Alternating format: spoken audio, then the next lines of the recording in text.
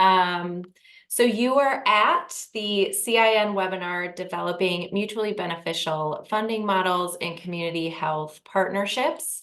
Really looking forward to this conversation today, where you'll get to hear how the Institute on Aging and Health Plan of San Mateo developed a mutually beneficial and sustainable funding model to support community-based services provided by Institute on Aging for their Medi-Cal members with complex needs. For those of you who are new to the California Improvement Network, I want to share a little bit about who we are, and I'll start by introducing myself. My name is Marie Hubbard, and I'm the Senior Program Manager for the California Improvement Network. You'll also hear me say CIN because it's easier. And so CIN is a learning and action community that really advances equitable healthcare experiences and outcomes for Californians. And we do that through cross-sector connection, learning, spreading good ideas, and implementing improvements. CIN is a program of the California Healthcare Foundation and managed by Health Force Center at UCSF. You can learn more about our organizations by visiting our websites. Just a few tips before we get started. Everybody is on mute except for our speakers. And so we'll start with some introductions of our speakers and then kick off the conversation. This is really meant to be a discussion. And so I welcome all of you who are with us today to use the chat function if you have questions, or raise your hand. We really want this to be interactive and engaging. So please chime into the conversation if you have a question or a comment. So with that, I'm going to stop sharing my screen, and I am going to briefly introduce our speakers. We have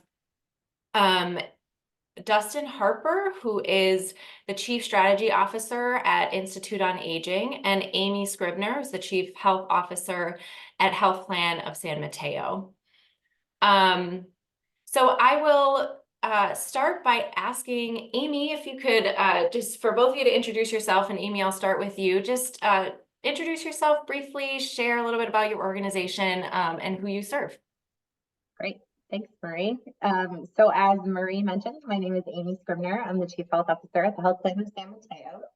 I oversee many of our member-facing teams and have gotten to lead the CalAIM work here at the Health Plan. A little bit about the Health Plan of San Mateo. We're a managed care plan covering San Mateo County. We were created in 1987 as a county organized health system, and we're the only Medi-Cal plan serving members in San Mateo County. That changed a little bit when Kaiser came in January of this year, but we still have the majority of the Medi-Cal lives in San Mateo County. We have many lines of business, Medi-Cal being the largest group. We also have our dually eligible members who have both Medicare and Medi-Cal with us. We have a small commercial line covering in-home supportive services workers through the county.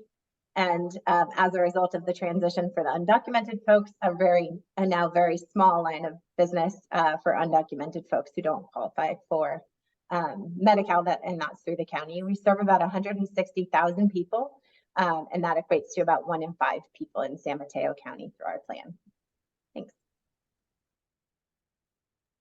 I suppose that's me. That's you. That's me. Marie, you'll cue me if I need to. But hello there. I'm Dustin Harper. I am the Chief Strategy Officer at Institute on Aging. I'm coming into my 15th year at the organization. Institute on Aging does quite a few things. Some folks know us from our PACE partnership in San Francisco with our partners at Onlock. Some folks are familiar with our Friendship Line services with our partnership with California Department on Aging, serving the entire state. We have dementia specialty services, our Companion program. We have a non-medical home care division with our Choreo services. But particularly for today, and something we've been doing a lot of over these last few years, is transitioning our care management expertise into the CalAIM environment. And so we are a CalAIM provider now with, I believe, 9 plans, coming on 10, and doing that in various parts of the state and trying to figure out how to make it all work. So appreciate the invitation from UCSF and California Healthcare Foundation for pulling this together. Great, thanks. All right, why don't we start? Can you just share a little bit with our audience, kind of the purpose of your partnership, and why it was established?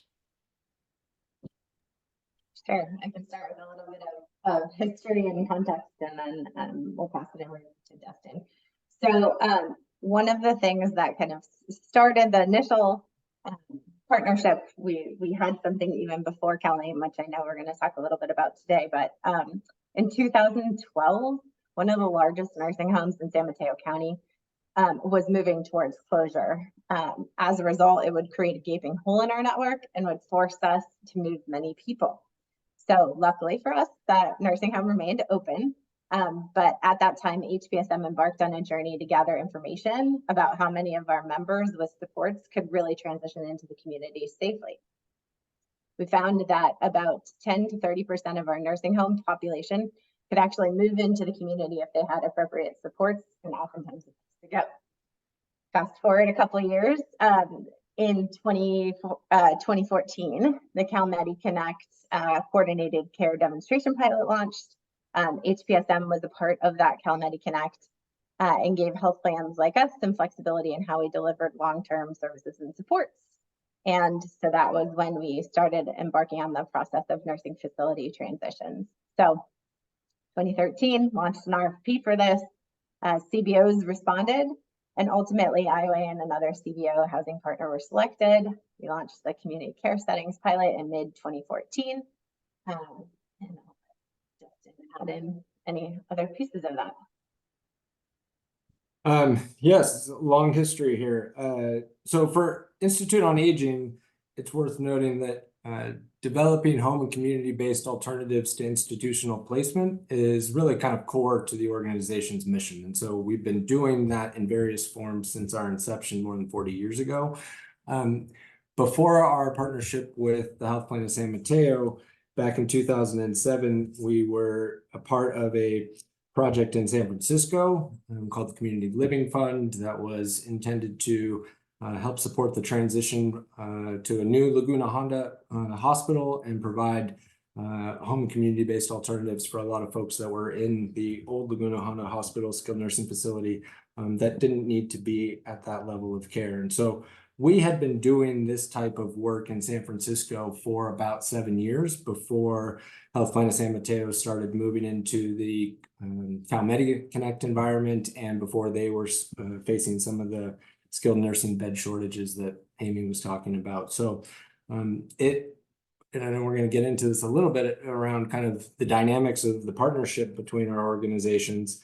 That history and that experience, I think, played a big part in how we came to the table and how the partnership kicked off, because I think it's fair to say that the Health Plan of San Mateo was recognizing a need and had some ideas around what the solution might look like, but was also very open to input and design from folks that have been working in the space for a while before that. So Great. just to add Oh, on yeah, to go that ahead. too, sorry, so it started in 2014, but then over, now almost 10 years, which is wild, it has evolved quite a bit based on, starting as a pilot program, moving into a program, and then with the new CalAIM requirements coming out, it was really a logical fit. I will say, our prior CEO really advocated with the state for the importance of a program like this as well, because we've seen extreme benefit. And so, our relationship with IOA has evolved over time, for sure, over the last 10 years. Yeah, thanks, Amy. Yeah, the longstanding partnership, the history that you all have, I'm sure, helps, as both of you indicated. So want to just dive into challenges, right? Like challenges and tensions arise in partnerships for a variety of reasons. Can you all talk a little bit about the challenge you encountered around, that funding paradigm shift? How are you going to work together really to develop a funding model that was beneficial for both of your organizations? I'm happy to jump in there because I think there's maybe a bit to the story before we get to switching into the CalAIM element, because one thing that's relevant for our vantage point, at least, was in San Francisco, the work that we've been doing around nursing home transitions and diversions, we had a sense of how successful folks could be in the community and to what extent we were able to support folks outside of an institutional setting, but we didn't have the data or the partner who could help us evaluate whether or not it was cost effective at that point. And so the partnership with Health Plan of San Mateo, and really the first probably 7 years of the partnership, was largely about both developing and fine-tuning the model of care, or what we saw as best practices, and evaluating what the impact was on the total cost of care for these individuals. Could we make a case that not only could folks live in the place that they wanted to live with additional supports and services, but that it indeed was better for the system, there was a cost savings opportunity to be had, and that home and community-based alternatives were worthy of more investment in that type of space. So I think that was our first real kind of challenge as a partnership, was to both get to that place of, okay, we've done enough iterating and work around the model of care to believe that we have a best practices, and we've now evaluated, we brought in third-party evaluation to say, look, this does have a positive impact. There is a financial ROI here, and others should look at doing something similar. And so I think before we jump into the last 2 or 3 years in CalAIM, that transition's full of all kinds of challenges for us to unpack, but I think that piece was an important step in the process. But Amy, I don't know if there's other pieces on that resonate for you. Yeah, I agree. Again, almost 10 years now. Lots of kind of challenges encountered along the way, and very much agree that data and evaluation was an important part of, okay, this really makes sense and we want to continue this. And I think that led into a lot of the future conversations in CalAIM of yes, we are aligned. This is an important program. This really helps people from both a cost and also experience perspective, and people are staying in the community, which is absolutely amazing.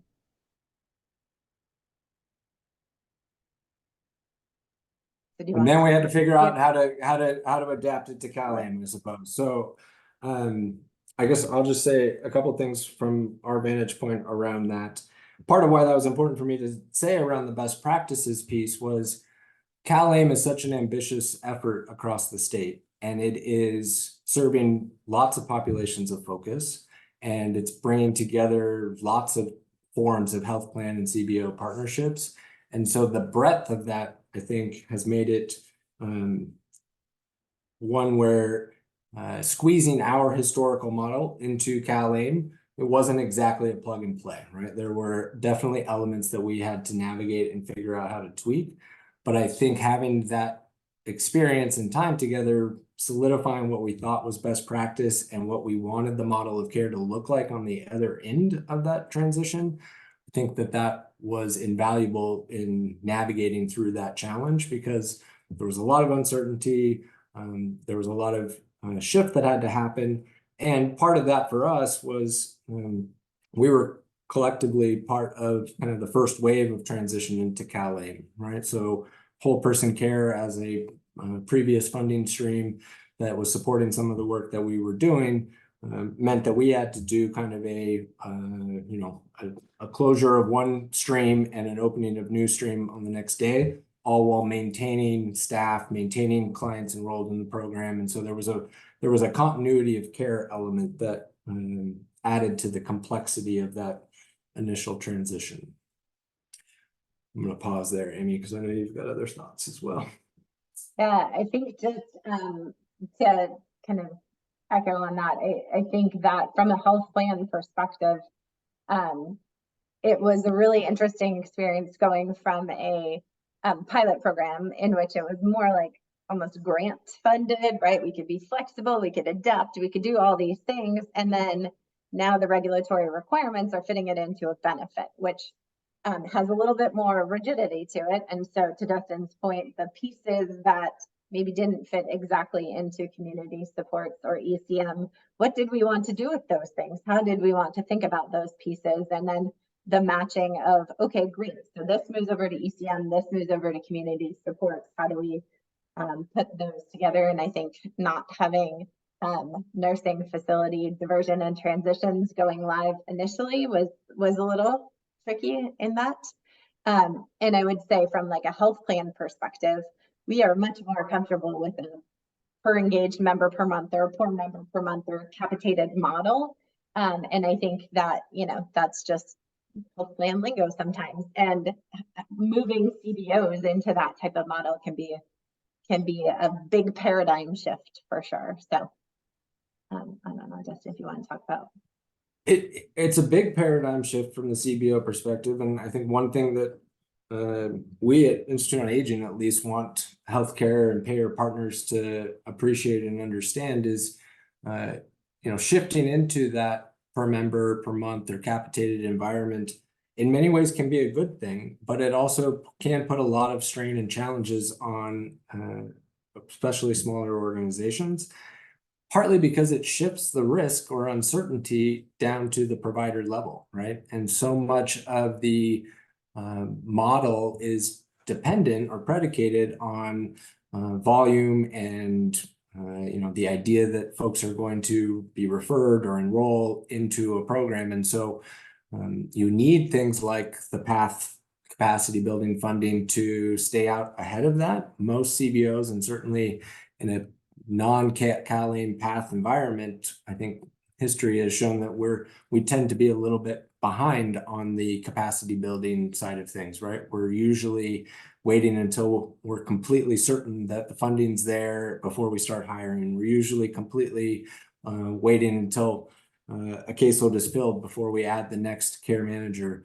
We have to shift as a provider to be a little bit more forward thinking, a little bit more willing to take risks, and we need policy levers like PATH to help make that a reality, again, especially for smaller organizations. Because when we say the risk shifts to us, it's not necessarily that, the downside risk isn't that we're doing a bad job necessarily if the referrals don't materialize. And certainly, I think one of the challenges in the early days of transitioning into CalAIM was most of the health plans we talked to, including Health Plan of San Mateo, had an idea of kind of who they thought might be eligible or how many people they thought might be eligible, but they weren't quite sure, right? A lot of it was still being developed. And so we had to take a bit of a leap of faith together around that. And I think that's part of where Health Plan of San Mateo was particularly gracious and supportive in looking for ways to mitigate that risk for Iowa as a provider as we navigated that transition. They acknowledged where they had some uncertainty and looked for ways to mitigate that risk, at least for the transition period. Yeah, that's really, I'm curious if you can, I know that you've had a relationship now for 10 years, and I know that that I'm sure helps. But I'm curious if you could talk a little bit, like, how did these conversations come up? Like, how were you able to get to conversations around, Health Plan of San Mateo, we don't really know, or, for you, Dustin, at IOA, it's like, we're taking on a risk, and how do I talk about that with my partner? So can you share a little bit about what that looked like and kind of how you navigated that? Happy to. Amy, you kick me under the table if you want me to. Otherwise, I'll jump in. I honestly, I think it's not just the history. It is setting the tone of the relationship as partners. Partnerships, imply a level of equalness. And that's not always felt in a payer-provider experience. They got deeper pockets than we do. They get to make more decisions than we do in some ways. But we bring value and expertise to the table, and we appreciate when we're seen as a partner rather than a vendor.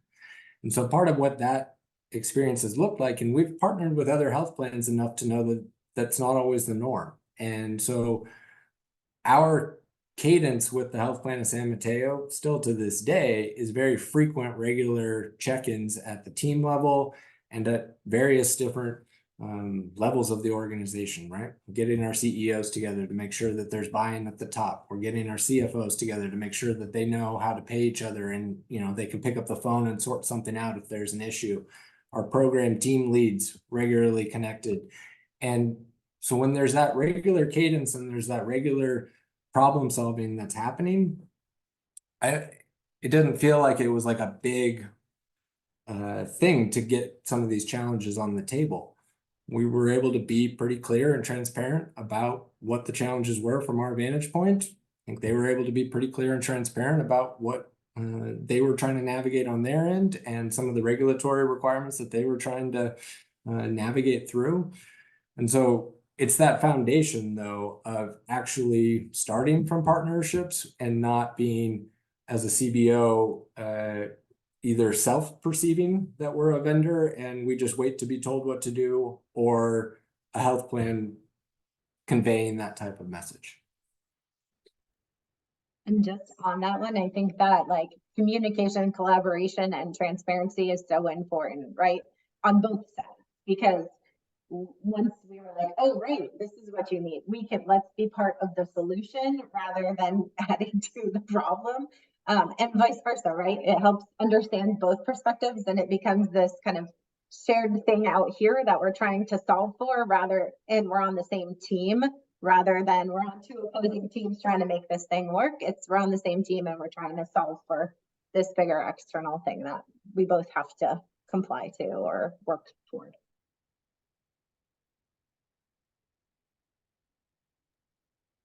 Great. And I'm hearing that it's about honesty, it's about communication, it's about engaging staff at multiple levels at both organizations. It's about mutual problem solving and, really it's about a partnership and not one side over the other. If you think about, I'm just curious if there are like other ways in which you have like tactics you took or approaches you took either in these conversations or as you were developing this funding model together that might be useful to those on the call. Like what other, not so much advice, but what other approaches might you want to share with those who are considering doing the same type of thing?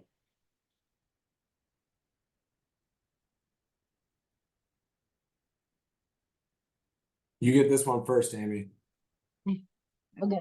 So I don't know if it's necessarily tactics, but I think going in with your approach. So we knew as Health Plan of San Mateo, we were looking for partners or continue to look for partners who have a known track record in providing the service. We can help with the rest of the wraparound stuff, but if we know you can do the service, we're going to want to be that partner and have those conversations with you about how to make it work.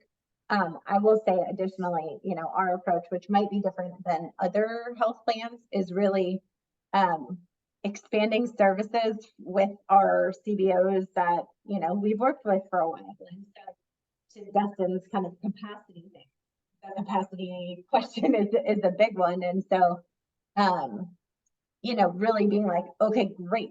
We understand that you have to get to this and we're committed to not oversaturating our network so that referrals go to 7 different providers, that the majority of them are going to you. And that was definitely something that we heard, not just from IOA, but from other CBOs in the CalAIM space, was like, okay, great, we got to build up to this caseload. We got to be able to sustain it. And this is how it makes it financially sustainable for us. And so they aren't necessarily tactics, but I think from a payer perspective, if you're coming in with like, how do we really want to do this, and having a strategy behind that will help inform the conversation.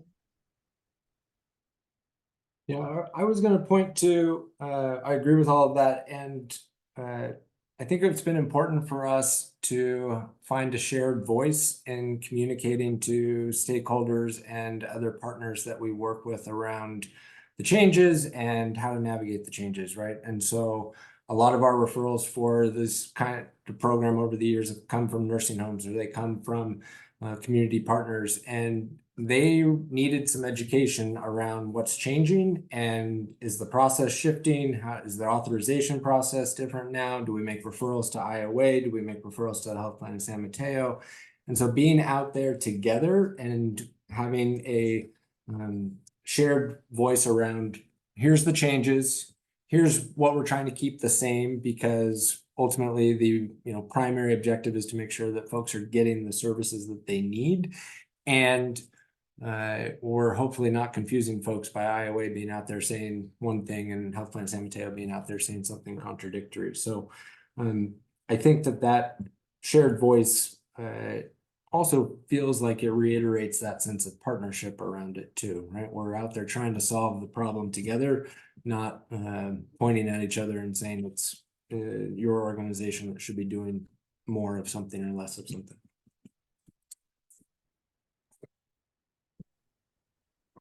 And where is this work now?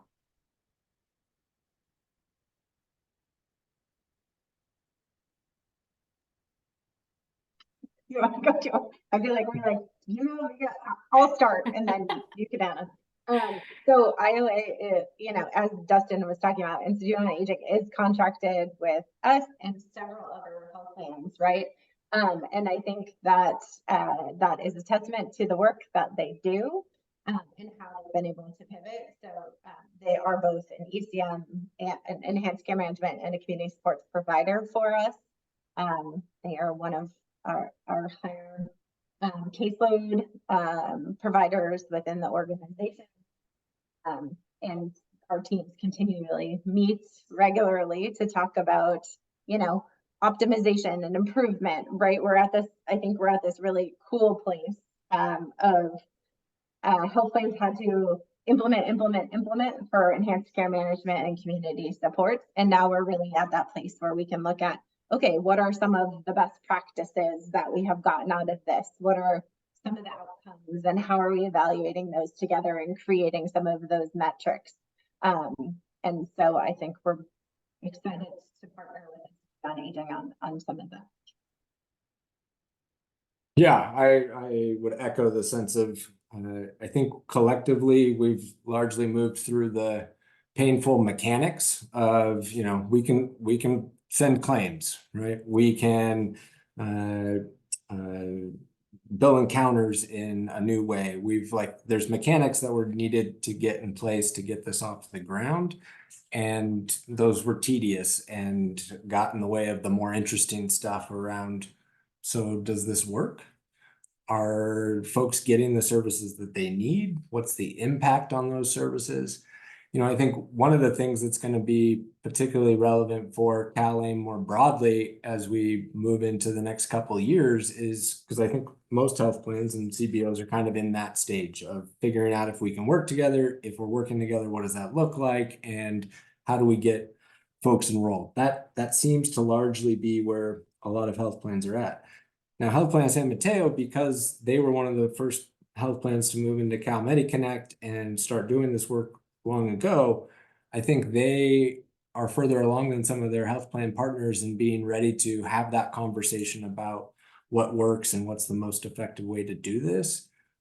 Because I do think we at IOA at least have a concern around CalAIM figuring out where the floor is for quality of service, right? And I think making sure that there are mechanisms to incentivize and reward providers for trying to not just meet minimum requirements, but to embrace best practices. So what I mean by that, we've for many years worked with the health plan specifically around NCQA accreditation for this kind of work. It's not a requirement and it's not perfect, but it helps us hold a threshold for what we believe best practice care management looks like across our organization. And so health plan was supportive of our initial investment to make that work happen.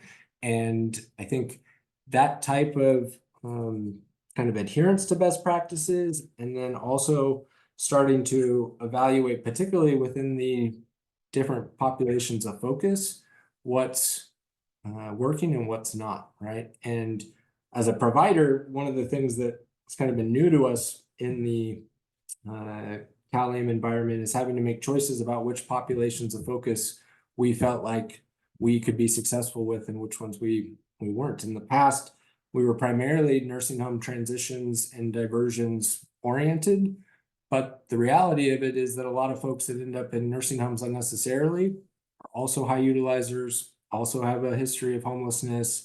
And so depending on how folks are touching the system or being categorized now, they might show up in other populations of focus. And for us to be viable and sustainable, we need to kind of get to volume threshold. So we've expanded our populations of focus a little bit outside of what I think we would have described pre-CalAIM, but I think that also now leads us to be able to want to evaluate, are we actually reducing utilization for the high utilizers? Like that's a different set of ROI. It's a different set of value propositions than whether or not our nursing home transitions folks are able to live in the community for a year without returning back to an institution, right? Like those key performance metrics start to shift and start to become, I think, a really important phase of the next couple of years for CalAIM. Thanks. It's really exciting, to hear kind of where you're headed after all of the work that you've all done, together. And we really consider you all kind of a bright spot in partnerships. We hear this a lot in the field around the financial risks that CBOs take and the financial challenges encountered with undertaking becoming ECM or providing community support. So you all have really done a lot in the 10 years and really are exemplars in this area. I want to just remind the group, if you have any questions, please don't hesitate to either raise your hand or put questions in the chat. I have one last question for our speakers, and then we'll open it up to others who are with us today. But what are one or two pieces of advice you would give other organizations who might be encountering, this similar challenge of undertaking, this funding paradigm shift that you all did? I'll go first this time, Amy, so you don't have to. How's that? So a couple of things. One is, if as a health plan or as a payer partner, I think it is very important to appreciate a couple of things about what it's like from the CBO perspective. For one, cash flow and how we get paid, how and when we get paid is an important part of model design. And that is both being willing to consider upfront payments or being creative around that sequencing. But also we've had other partners or historical relationships that are like 15-minute increments that we're billing for. And it's just, it feels like we're losing the main point. It feels like we are just trying to convince someone that we're doing work. And we would much rather be convincing people that we're doing work by showing outcomes and results than we would be in time studies or trying to drill down to that level of oversight. So if you as a payer partner are working with CBOs in that way, it's not only creating administrative work for them, it's also conveying a message to them that we're not entirely sure what you're doing. We don't entirely trust that there's value in it. But if you can like prove to us that you actually did some work, then we'll pay you. If you can get to higher level key performance indicators and use value-based payments or other shared savings types of models to align what the priorities are, I think you move both organizations to a much more interesting and dynamic place where you're actually trying to solve the problem rather than just trying to justify the expense kind of thing. But Amy, I hopped in on you there, sorry. You're good. So I know one of the things that we talked about a lot is the kind of communication and transparency. I would just want to really echo that. I think the other thing is flexibility on both sides, right? I think CBOs often are a little bit more flexible than larger managed care plans sometimes, but having both sides with some flexibility, I think can be very helpful, especially as it relates to like financing and use of incentives or reserves to help build that capacity so that the CBOs can be successful. That is really important. And as we've seen through the like CalAIM launch to now, there have been several iterations on how we do authorizations and how we do claims and how we do these things. And now it's becoming a little bit more standardized, but it was plan specific. And so many CBOs were required to make lots of changes, and they get used to doing one thing and then it's like, oh, nope, we have to change again. And so that flexibility and willingness to partner on some of that is required goes a very long way. All right, we have one question, and of course we have time for others. So Crystal, I'll ask you to just unmute yourself and introduce yourself and ask your question. Yeah, hi, my name is Crystal Ayub. I'm the Director of Nutrition at Meals on Wheels San Francisco. We are one of the largest Meals on Wheels programs in the country, and we are contracted as a community supports provider in San Francisco for medically tailored meals, nutrition, education, and medically tailored groceries. So I just wanted to echo what kind of Dustin was saying about CBO cash flow. We don't have a lot of money at CBOs. And so one thing that's been really challenging as we're trying to build these contracts with the health plans is like the funding model and reimbursement rates. And so I was wondering if I could ask a question about that. So there's a lot of inconsistency across counties and reimbursement rates, specifically medically tailored meals. And I'm just wondering how to best approach that. So for example, one county might say $13 and the neighboring county might say $7. And that does not cover the cost of the meal at $7 for CBO to produce that. And so we're seeing a lot of health plans work with for-profits for cheaper meals, and we're losing out on some of that business. And so I was just wondering if you guys could provide your perspective on that and how to best work around that. So I'm happy to jump in from a health plan perspective. You could just kind of like how we think about it. So one of the things that came out for community supports in particular is that, you know, it is on the plan, right? We're not getting a direct reimbursement from the state, unlike with ECM, which makes it a little bit more nuanced. However, it should come into our rates a couple of years later in this RDT process that we have that shows our actual. So usually that's like a 2-year process. So we pay, and then 2 years later, hopefully the state reimburses us. One of the things that came out is a policy guide by DHCS, which had some ranges for how much it should cost, right? Yeah. And so I think that plans have used that because one of the things that gets folks worried is being an outlier. And again, we recognize that there is not regional specificity. Of course, the Bay Area is also more expensive than some other rural parts of California. And so both in like operations for the CBO, but also for services. And so, you know, I think there is a lot of conversation about that amongst our CFO group, but to the like transparency piece, if there are opportunities for you to be like, okay, great, you know, let's pretend 13 is that number that you want, that really makes sense. Helping the health plan to understand, like, this is what actual costs are. This is what goes into it. This is how much it is. I think that will go a long way. I know it's a scary thing to like open the door and be like, here are our financials, but it really does go a long way. Yeah, no, I appreciate that answer. And we have done that. And what we're seeing is that a lot of CBOs are losing contracts to for-profit providers that are out of state that can provide a cheaper service. And I won't get into this now, but if anyone would like to have a deeper conversation, I can tell you all the reasons why the DHCS non-binding pricing guidance is incorrect. First of all, saying dietitians only need associate's degrees, and those rates were pulled from waivers from over 20 years ago. So they're very, very low, especially in California. So I think from a CBO perspective, it's working with the health plans to find a rate that at least covers our minimum cost so that we're not having to fundraise the difference. And that's been a big issue for a lot of CBOs.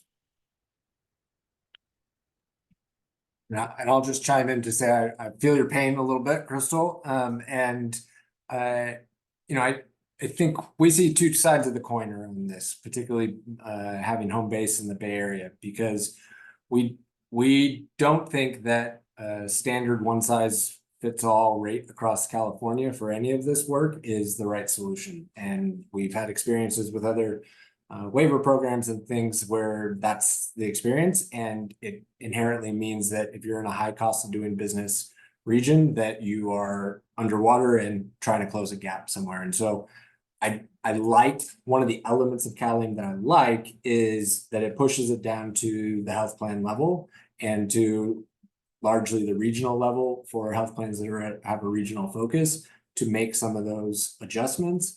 And so on that side of things, I think CalAIM pushes us to a more real marketplace rather than a artificial statewide average. Unfortunately, it then does put the burden back on the CBO oftentimes to kind of communicate both our cost structure, but also our value proposition, right? And so I think in the case of our partnership here, we had the unique experience of moving from a cost plus model to a per member per month model. So like our costs were our costs. The health plan was well aware of them and had been well aware of them for a period of time. You know, in some ways that isn't advantageous as a CBO, but in this case, it also made it be like, you know what our costs are, you know why we can't make that rate work. And so there was I think, receptivity to that on the other side. But unfortunately, that is going to continue to probably be part of the CBO journey for these next couple of years, is continuing to communicate that value and cost structure nuance.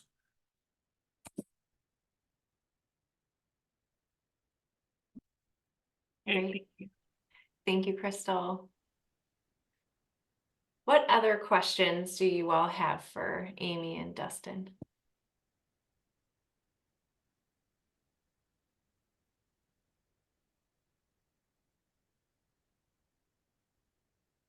No questions? I could come up with more, but I just ready. Do you see community hub models as a potential financial structure that could work for health plans and community supports and ECM providers? I know there's a lot of work being done around that right now, a lot of different collaboratives, many of which we're part of. So I'm curious if there's any opinions about that. I will say on our end, mixed opinions around it. I think kind of a network lead entity type of approach, I think can be effective. We at IOA have some experience in that realm.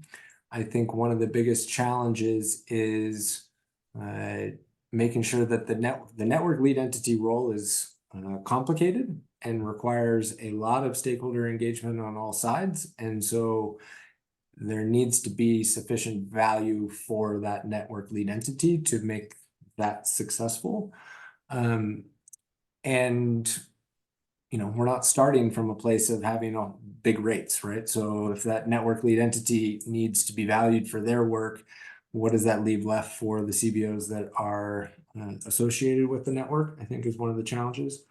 We at IOA have one of the historical components of our community care settings program was a network of assisted living facilities that we support. And it's a part of the transitions process for the work that we do with San Mateo. And just being a network lead entity for that one provider group, I think is sufficient challenge from our perspective. And so I think it's going to be needed for many CBOs to have an opportunity to participate, because I think otherwise the lift or the investment to participate directly is going to be greater than the reward.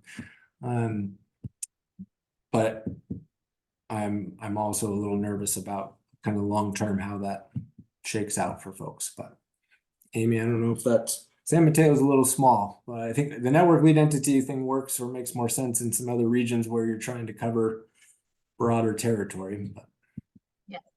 I agree.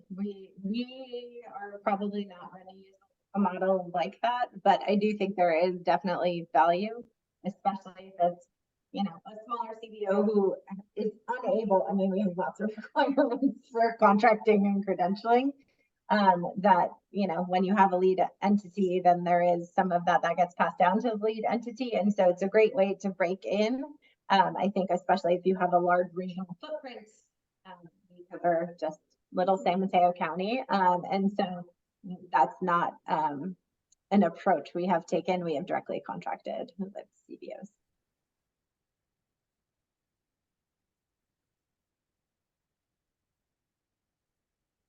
Any other questions? Thank you, Crystal. Hi there. I have a question for Amy.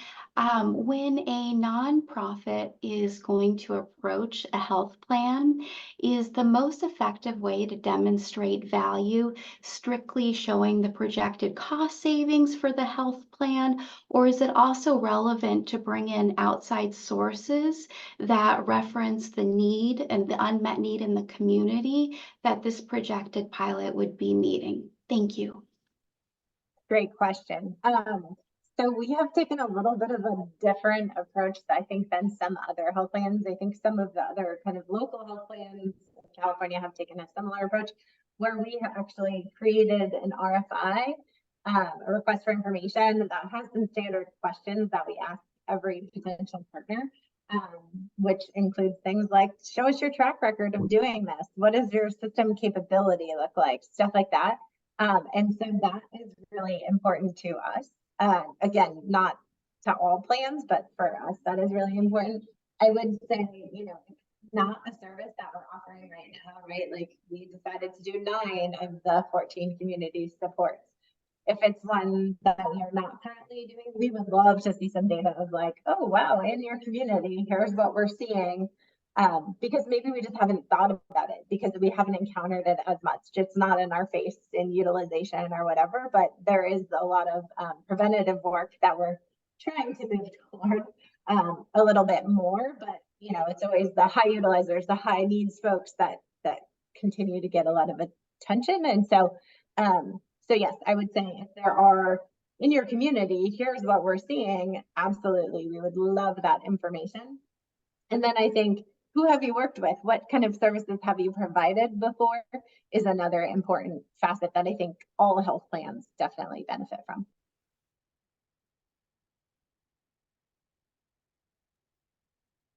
Thank you, Victoria.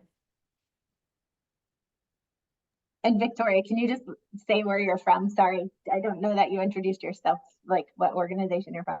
Oh, absolutely. I am with Access Community Health. We are the federally qualified health center in the Tri-Valley. And thank you so much for your information. That was really informative. Can I just add on the FQHC piece? So we recently expanded our enhanced care management to our some of our FQHCs in our network. And it's been hugely helpful. So one of the things that we found the value in is like people are coming in to go see their primary care doctor, right? And so they're a captive audience to get them into an ECM or community support service right there, because it's like a warm handoff. And here's your ECM provider who's embedded within our clinic. And we've seen a huge uptick within the FQHCs who are providing ECM services for our folks. So if that is something you're interested in, I absolutely encourage you to do it. Thank you.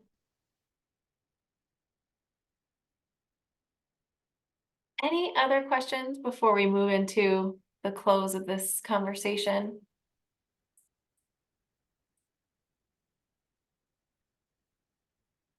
Okay.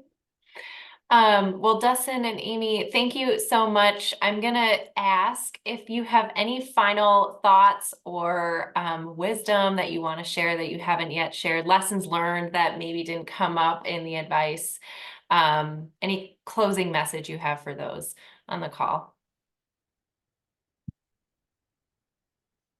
I think in our space, we collectively don't value the financial model as much as we should. When we define the model of care for services, we're usually talking about what feels more like the clinical intervention, the combination of staff, the frequency, the caseloads, all of those components.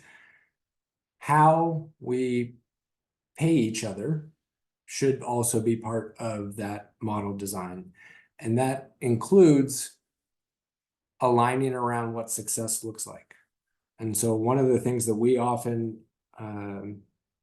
ask our partners to think about is, really what are our top 2 or 3 primary objectives? And if we can meet or exceed targets, we want there to be some upside. We want there to be some financial component to getting beyond average or meeting expectations. And I think that that's an opportunity. CBOs don't have the capacity to take huge amounts of downside risk, but small amounts of upside do go a long ways, I think, in both rewarding when a CBO performs well and clarifying what the most important parameters for success are. And that's not always as simple or as clear as folks might think, right? And so, especially if it's just you need to provide at least this service to get paid this thing once a month, that incentivizes a provider to say, okay, how do I just make sure I just do that one thing and then I'll get paid?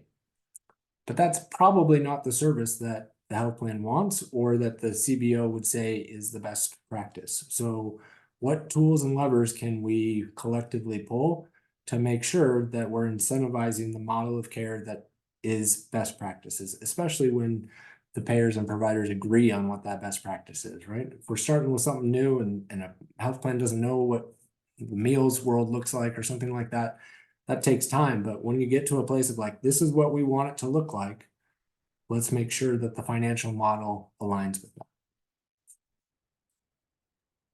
I think getting back to like the little bit of the unmet need and helping health plans to understand that, I think is really helpful, right? We have the things that we know are unmet needs, but sometimes there are some blind spots that we might not know about. And so even if it's starting as like a mini pilot to do a thing to get to a place where you become an ECM or community support provider, absolutely, we would love to have some of those conversations, because I think that helps a little bit with the partnership and the proof of concept that gets to some of these outcomes and what we're really striving for.